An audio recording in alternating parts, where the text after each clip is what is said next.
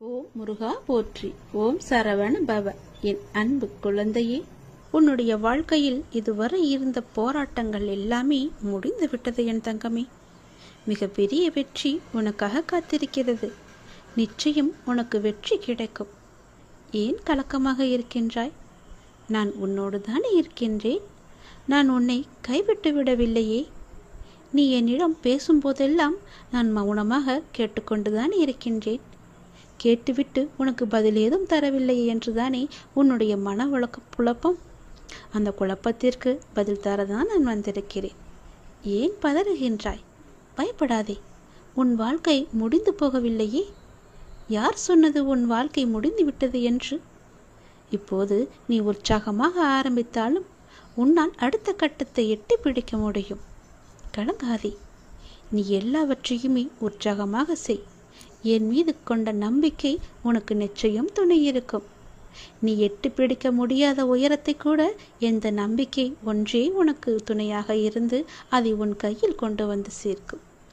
கலங்காதே. நான் என்றுமே உன் கூடவே இருப்பேன், துணை இருப்பேன் உன்னோடு. என் பிள்ளைகள் அனைத்தும் அறிந்தவர்கள்.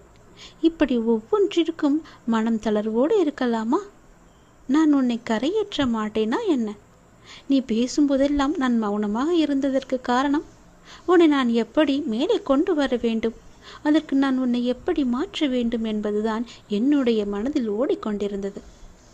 நீ பேச பேச எல்லாவற்றையுமே கேட்டுக்கொண்டிருந்தேன்.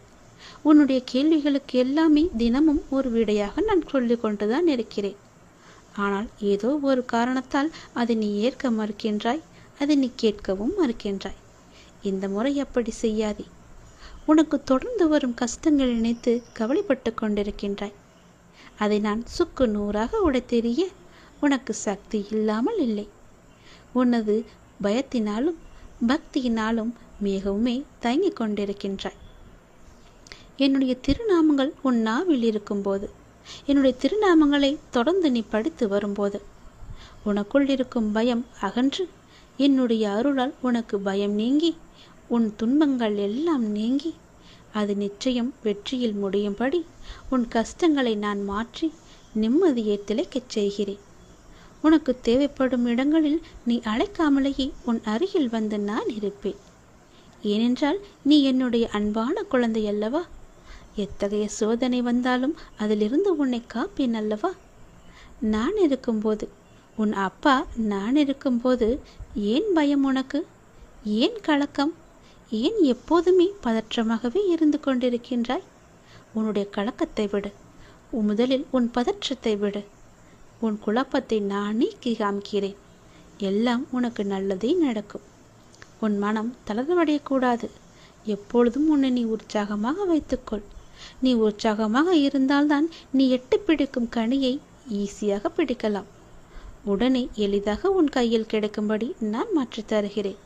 நல்லது நடக்கும் இனி உன் வாழ்வில். ஓம் முருகா போற்றி. ஓம் சரவண பவ. என் அன்பு குழந்தையே, யாருக்கு நன்மை அதிகமாக நடக்கப் போகின்றதோ அவர்களுக்கு மட்டுமே இது உன் கண்ணில் படும். அப்படிப்பட்டால் உனக்கான நன்மைகள் அடுத்தடுத்து வந்து கொண்டிருக்கிறது என்று எண்ணிக்கொள். நிச்சயம் அது நடக்கும். இது என் மீது சத்தியம். நீ வாழவே கூடாது என்றவர்களும், உன்னால் எப்படி நல்ல நிலைமையில் வர முடியும் என்றவர்களும், அவர்களுக்கு முன்னிலையில் நீ ராஜ வாழ்க்கை வாழப்போகின்றாய். தன்னுடைய கரம் கொண்டு என்னுடைய அருளால் உன்னை நான் நிரப்பப் போகின்றேன். உன் கண்ணீருக்கு நான் பதிலளிக்கப் போகின்றேன். எதற்கும் நீ பொறுமை காக்க வேண்டும். பொறுமையாக இருந்தால் உனக்காக, உங்களுக்காக எழுதப்பட்டவை உங்களை வந்து சேர்ந்தே தீரும். ஏனென்றால் எழுதியவர் மிக சிறந்த எழுத்தாளராகிய நான் தான். அது உன்னுடைய அப்பாதான். என்னுடைய நாமத்தை சொல். நிச்சயம் உன் வாழ்வில் ஒரு திருப்பு முனை ஏற்படும். ஒரு திருப்பம் ஏற்பட்டு உன் வாழ்க்கையில் பல நல்லதுகள் ஒன்றன் பின் ஒன்றாக வந்து கொண்டே இருக்கும். என்னை பார்க்க உன்னால் வர முடியவில்லை என்ற கவலை உன் மனதுக்குள்ளே இருப்பதை நான் அறிந்திருக்கின்றேன். கவலையே வேண்டாம். என்னை கூப்பிடு, நானே வருகிறேன்.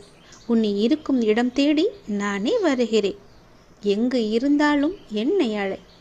பயப்படாதே. உனக்கு துணையாக உன் அப்பா நான் இருக்கின்றேனே. எங்களுடைய வாழ்க்கை உங்கள் பாதத்தில் நாங்கள் சமர்ப்பித்து விட்டோம். நாங்கள் எப்போது உன்னை பார்க்க வருவது என்பது கூட உன்னுடைய முடிவாக இருக்கிறது என்று நீ என்னிடம் சொன்னாய் அல்லவா? அந்த முடிவுக்கு ஒரு தேர்வை தந்துவிட்டேன். நீ எப்போது என் பாதத்தில் உன்னுடைய பொறுப்புகள் முழுவதையுமே என்னிடம் சமர்ப்பித்தாயோ அப்பொழுதே நான் உனக்குள்ளே வந்துவிட்டேன். நீ என்னிடம் ஒரு ஆசை நிறைவேற வேண்டும் என்று கேட்டிருந்தாய். அப்பா, நான் எப்போதெல்லாம் உன்னை நினைக்கின்றனோ அப்போதெல்லாம் உன்னை காணும் பாக்கியத்தை நீ எனக்கு தர வேண்டும் என்ற பெரும் வேண்டுதலை நீ வைத்திருந்தாய். உன்னுடைய ஆசையை நிறைவேற்ற வேண்டும் என்று கேட்டிருந்தாய் அல்லவா? அந்த ஆசை நிறைவேறப் போகின்றது.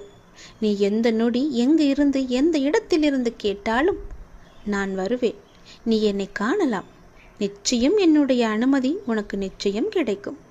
எந்த இடத்திலிருந்து கேட்டாலும் என்னுடைய ஆசையும் அன்பும் அரவணைப்பும் உனக்கு இருந்து கொண்டே இருக்கும். கவலைப்படாதே. எந்த ரூபத்தில் வேண்டுமானாலும் நான் வந்து உன்னை காப்பேன். என் பாதத்தில் உன்னை சமர்ப்பித்து விட்டாய் அல்லவா? கவலையே இனி இல்லை. பொறுமையாக இரு. நீ எதை கேட்டு என்னிடம் வந்தாயோ அது நிச்சயம் உனக்கு நடக்கும். உனக்கென்று எழுதப்பட்டது வேறு யார் கைக்கும் செல்லாது. யார் கைக்கும் போகவும் நான் அனுமதிக்க மாட்டேன். உனக்கென்று அதில் நான் எழுதி வைத்து விட்டேன் உன்னுடைய பெயரை. நிச்சயம் அது உன்னிடத்தில் வந்து சேரும் காலத்தையும் நிச்சயம் நீ அறிவாய். வெகு சீக்கிரமாகவே அது உன் கையில் கிடைக்கும். கவலைப்படாமல் நிம்மதியாக ஒவ்வொரு நாளையும் நீ சந்தோஷமாகவே கொண்டாடு. அது வர வேண்டிய நேரத்தில் நிச்சயம் உன் கையில் வந்து சேர்ப்பது என்னுடைய பொறுப்பு. எதை பற்றியும் கவலைப்படாதே. உன்னை ராஜ வாழ்க்கை வாழ வைக்கவே நான் ஆசைப்படுகிறேன். நிம்மதியாகவே இருக்கப் போகிறாய் நீ. ஓம் முருகா போற்றி. ஓம் சரவண பவ. என் அன்பு குழந்தையே, நீ என்னிடம் மிகவுமே ஆசைப்பட்டு விரும்பி கேட்ட ஒன்று சென்ற வருடம் இன்று வரை கிடைக்காமல் காலதாமதமாகிவிட்டது என்று மிகவுமே கவலைப்பட்டு கொண்டிருக்கின்றையல்லவா? அது கிடைக்குமா கிடைக்காதா என்ற ஒரு இயக்கத்திலேயே நீ இருந்து கொண்டிருக்கின்றையல்லவா? நிச்சயம் அது கிடைக்கும். அதற்கான காலங்கள், நேரங்கள், சூழ்நிலைகள், உனக்கான நல்ல காலம் என எல்லாமே கூடி வந்துவிட்டது. இந்த ஆண்டின் இறுதிக்குள் நிச்சயம் அது கிடைக்கும் உனக்கு. உன் மனதில் ஒரு கேள்வியுடன் என்னை வந்து பார்த்து கொண்டிருக்கிறாய் அல்லவா? உன்னுடைய கேள்விக்கெல்லாம் விடை காணத்தான், விடை சொல்லத்தான் நான் வந்திருக்கின்றேன். நிச்சயம் நடக்கும். இந்த வருடம் முடிவதற்குள் நீ கேட்டது உன் கையில் கிடைக்கும். அது சம்பந்தமான நல்ல செய்திகள் உன்னை வந்து நிச்சயம் சேரும். அது உனக்கு நடக்கும் என்பதற்கு நான் உனக்கு சத்தியம் செய்து தருகிறேன். யார் மீது சத்தியம் செய்ய வேண்டும் என்று சொல், நான் செய்து தருகிறேன். நீ ஜெயிக்கப் போகின்றாய். அது தெரியாமல் நீ கவலைப்பட்டு கொண்டிருக்கின்றாய். நீ நம்பிக்கையோடு இருக்க வேண்டும். எல்லாவற்றிலுமே நான் இருக்கிறேன் என்ற நம்பிக்கை உனக்கு இருந்தால் போதும். இந்த வருடம் முடிவதற்குள் நீ கேட்டது எல்லாமே நடக்கும். தொட்டது எல்லாமே துளங்கும். உன் இல்லத்தில் பணமானது நிரம்பி வழியும். அனைவருக்கும் எடுத்துக்காட்டாய் நீ வாழ்வாங்கு வாழப்போகிறாய். உன்னை உயர்த்தும் காலம் வெகு தூரம் இல்லை. உன்னை நல்ல நிலைக்கு நிச்சயம் உயர்த்தி காமிப்பேன். உன்னுடைய எண்ணங்களும் செயல்களும் உனக்கு நிச்சயம் நன்மையே அளிக்கும். உன்னுடைய வாழ்க்கையில் லட்சங்கள் தேவை என்று உன்னுடைய லட்சியத்தை நோக்கி நீ போய்கொண்டிருக்கின்றாய் அல்லவா? நிச்சயம் உன் லட்சியம் லட்சத்திலேயே முடியும். கவலைப்படாதே. உன் இல்லத்தில் பண தேவைகள் எல்லாம் நிவர்த்தியாகும். ஒரு விஷயத்தை நீ எந்த கண்ணோட்டத்தில் காண்கின்றாயோ மற்றவர்களும் அதே கண்ணோட்டத்தில்தான் காண்பார்கள் என்று கிடையாது. அவர்கள் உன் மீது பொறாமை எண்ணத்தில் இருக்கின்றார்கள். நீ வளர்வது அவர்களுக்கு பிடிக்கவில்லை. நீ வளர்ந்து கொண்டே செல்வது அவர்கள் இறங்கிக் கொண்டே இருப்பது போல கவனித்து கொண்டிருக்கின்றார்கள். நீ எது செய்தாலும் அவர்கள் உன்னையே பார்த்து கொண்டிருக்கின்றார்கள். சிறு விஷயத்திலிருந்து பெரிய விஷயம் வரை உன்னையே அவர்கள் போட்டியாக பார்க்கின்றார்கள். நிச்சயம் அவர்களுடைய பார்வை உன் மீது படாத அளவுக்கு நான் பாதுகாப்பு வளையத்தை வைத்திருந்தாலும், அவர்களை பற்றி நீ பெரிதாக எடுத்துக்கொள்ளாமல் இருந்தாலும், அவர்களுடைய எண்ணம் உன்னை ஏதோ ஒரு வகையில் அமுக்கி வைத்திருக்கின்றது. அதனால் தான் சொல்கிறேன், தினமும் உன் வீட்டில் விளக்கேற்றி என்னுடைய நாமத்தை ஜபித்து என்னை நீ கூப்பிடு. உன் வீட்டில் எப்பொழுதுமே சாம்பிராணியின் வாசம் இருந்து கொண்டே இருக்கட்டும். அந்த எதிர்மறை பொறாமை எண்ணங்கள் எல்லாமே அழிந்துவிடும். உன் வாழ்க்கையில் நேர்மறை வந்து மகிழ்ச்சி பூத்து குழங்கும். ஓம் முருகா போற்றி. ஓம் சரவண பவ.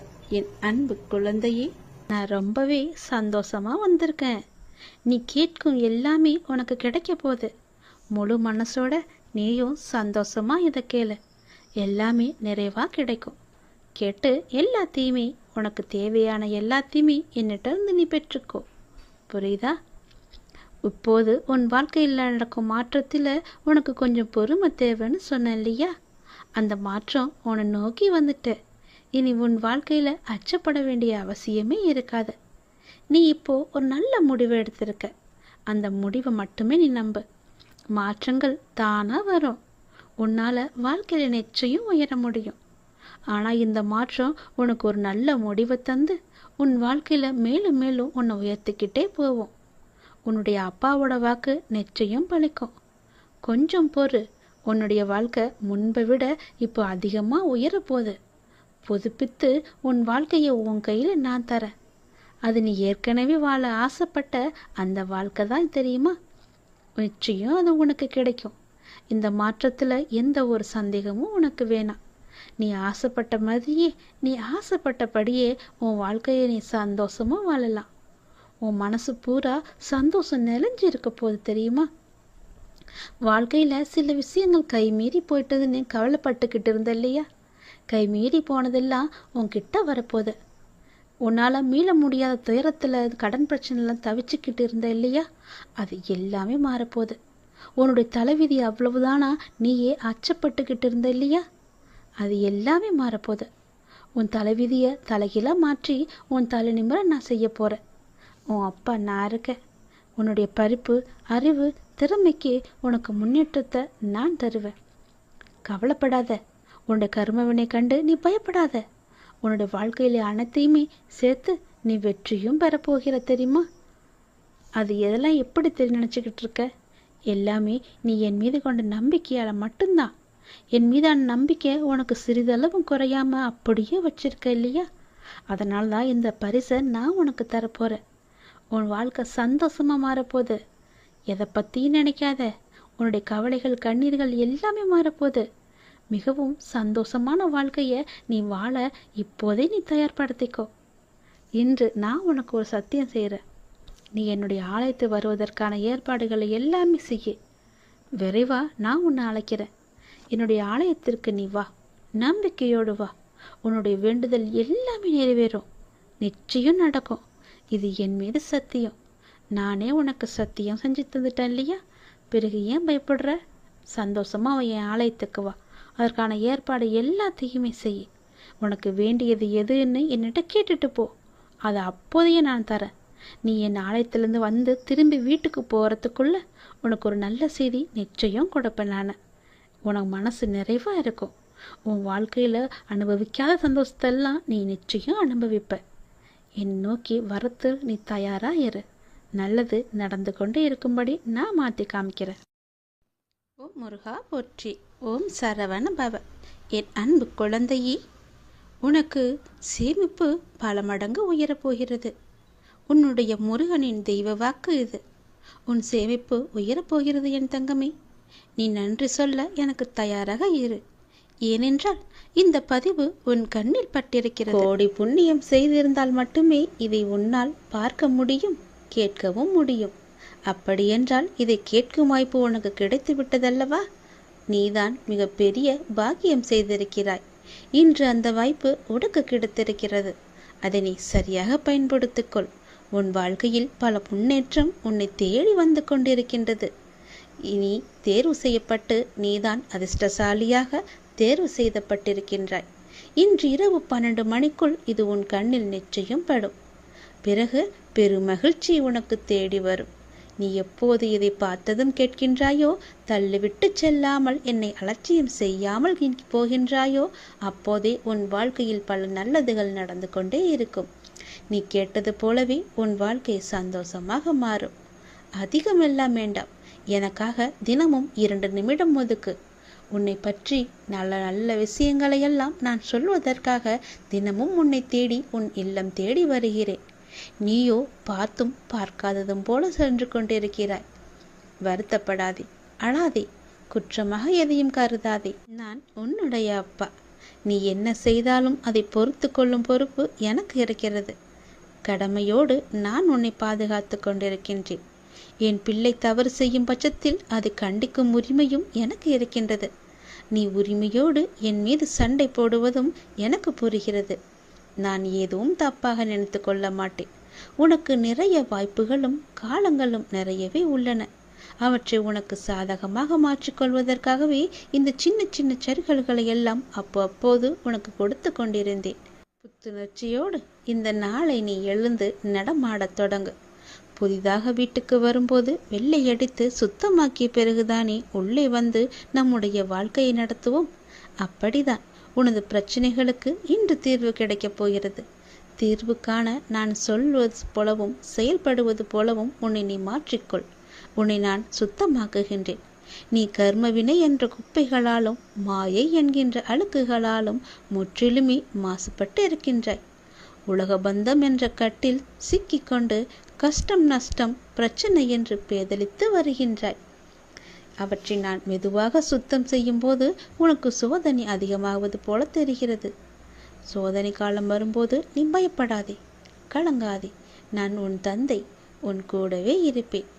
தந்தை பிள்ளைகளை கண்டித்து நடத்துவதைப் போல நானும் நான் நேசிக்கின்றவர்களை கடிந்து கொண்டு நடத்துகிறேன். இதை புரிந்து கொண்டு நடக்கும்போது நான் உன்னை பொறுப்பெடுத்துக் கொள்வேன். எதற்கும் நீ பயப்படாமல் இரு. நான் உன்னை விட்டு விலகவும் மாட்டேன், கைவிடவும் மாட்டேன். உன் பாதைகளை நிச்சயம் செம்மைப்படுத்துவேன். உலகின் எந்த மூலைக்கு வேண்டுமானாலும் செல். கிட்டவோ எட்டவோ 7 கடல் தாண்டியோ நீ செல். எனது பக்தர்களின் மேல் உண்டான பிரேமை எல்லை அறியாது. ஆகவே கவலையின்றி எங்கும் செல். நீங்கள் செல்லும் இடத்திற்கு உங்களுக்கு முன்பாகவே சென்று நான் அங்கு இருப்பேன். உன் பாதையை நிச்சயம் செம்மைப்படுத்துவேன். சந்தோஷமாக செல், நல்லது நடக்கும். உனக்கென்று வருவாயை நான் ஏற்படுத்தி தருகிறேன். உன்னுடைய வருவாயிலிருந்து ஒரு சிறு பகுதியை தினமும் எடுத்து வை. அது உன் வாழ்க்கையில் பல மடங்காக பெருகும். உனக்கு தேவையான வருமானத்தையும் உன் கைக்கு அதிகமாகவே தருகிறேன். உன் சேமிப்பு உயரும் நாள் வந்துவிட்டது. நல்லது நடக்கப் போகிறது. இந்த தெய்வ வாக்கு, இந்த முருகனின் தெய்வ வாக்கு உனக்கு பலிக்கப் போகிறது என் தங்கமே. ஓம் முருகா போற்றி. ஓம் சரவண பவ. என் அன்பு குழந்தையே, என்னை மறந்தாலும் உன் வேண்டுதலை நான் மறக்கவில்லை. சரியான காலத்தில் எல்லாமே நிறைவேறப் போகின்றது. நீ எனக்கு வைத்த வேண்டுதல் பல இருக்கின்றது. அதில் முதல் வேண்டுதல் இப்போது பலிக்கப் போகிறது. அவசரப்பட்டு நீ தொலைத்து விடாதே. பிறகு நீதான் வருத்தமடைவாய். அவசரப்பட்டு இதை கேட்காமல் போனால் உனக்குத்தான் நஷ்டம். நாம் பிறரை எந்த அளவுக்கு மதிக்கின்றோமோ அதே அளவு நமக்கு உரிய மரியாதை பிறரிடம் இருந்து தானாகவே கிடைக்கின்றது. நல்லவர்கள் தம்மை உலகிற்கு ஏற்றபடி மாற்றிக்கொள்கின்றார்கள். ஒரு சிலர் இந்த உலகத்தை மாற்ற நினைத்து தன்னுடைய மன நிம்மதியை இழக்கின்றார்கள். உபயோகமற்ற எண்ணங்களை அகற்றி நாம் நினைப்பது நடக்கும் என்ற உறுதியான எண்ணத்தை மனதில் நிரப்பினால் நமக்கு நிச்சயம் மகிழ்ச்சி கிடைக்கும். நினைப்பதை என்னிடம் நீங்கள் சொல்லுங்கள். என்னிடம் சொல்வதை நீங்கள் செய்யுங்கள். மகிழ்ச்சி தானாகவே உருவாகும். முதலில் நல்ல மனிதராக வாழ பழகு. ஊக்கத்துடன் உழைத்துக்கொள். பொன் பொருள் புகழ் செல்வம் எல்லாம் உங்களை தேடி தானாக வந்து சேரும். இறைவனானவன் யாரையும் வீணாக படைக்கவில்லை. ஒவ்வொருவருக்கும் ஒவ்வொரு ஆற்றல் வைத்து படைத்திருக்கின்றார். உணர்ந்தவர் வாழ்வில் பிரகாசமாக இருக்கிறார். உணராதவரோ வாழ்க்கையை வீணடித்து விடுகின்றனர். நீங்கள் வெற்றியாளராக விரும்பினால் யாரும் உங்களை நம்பாத தருணத்தில் நீங்கள் உங்களை நம்ப வேண்டும். வாழ்க்கை முழுவதும் நிம்மதியை தேடி அலைவதிலேயே நிம்மதியை இழக்கின்றான் மனிதன். அதை நீங்கள் புரிந்து கொள்ளுங்கள். உடல் நோய் வந்தால் மருந்தால் குணப்படுத்தி விடலாம். மனநோய் வர அனுமதிக்கவே கூடாது. அது மிகவுமே கொடூரமானது.